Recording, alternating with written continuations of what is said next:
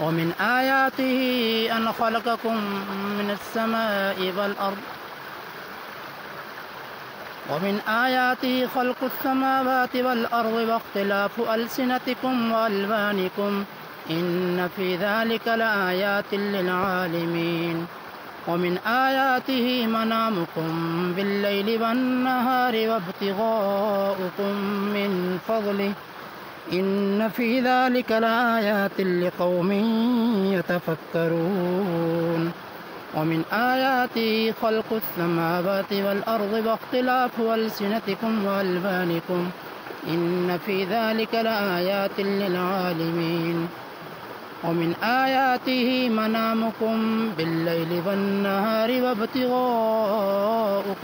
من فضله إن في ذلك لآيات لقوم يسمعون ومن آياته يريكم البرق خوفا وطمعا وينزل من السماء ماء فيحيي به الأرض بعد موتها إن في ذلك لآيات لقوم يعقلون ومن آياته أن تقوم السماء والأرض بأمره ثم إذا دعاكم دعوة من الأرض إذا أنتم تخرجون وله من في السماوات والأرض كل له قانتون وهو الذي يبدأ الخلق ثم يعيده وهو أهون عليه